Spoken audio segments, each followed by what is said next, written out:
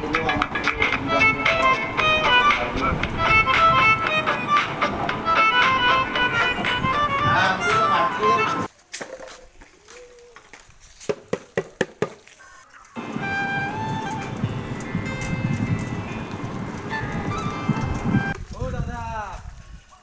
করছেন কি রাস্তার মধ্যে? এই যে ময়লা ফেলছি।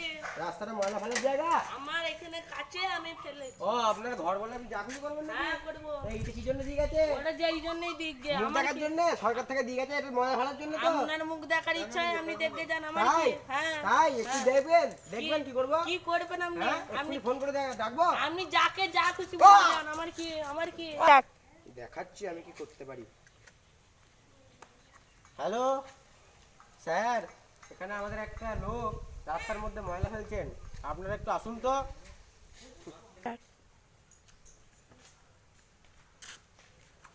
আরে এই তো স্যার, এত দেরি হলো?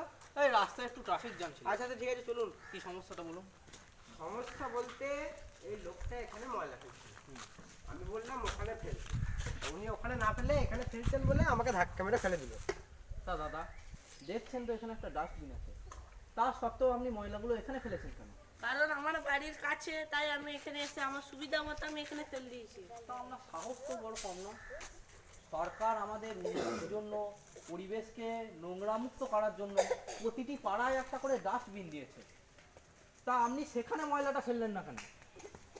আপনার মতো কিছু লোকেদের জন্যই না আজকে রাস্তাঘাট এভাবে নোংরা হচ্ছে। আর উনি বলতেছেন বলে আপনি ওনাকে এভাবে ঠেলে দিয়েছেন, এর জন্য আপনার কত ফাইন হতে পারে আপনার ধারণা আছে?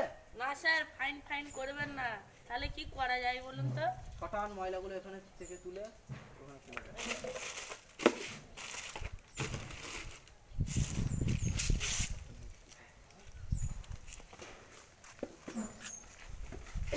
তো বন্ধুরা দেখছেন তো আজকালকার লোকেদের মানসিকতা কেমন।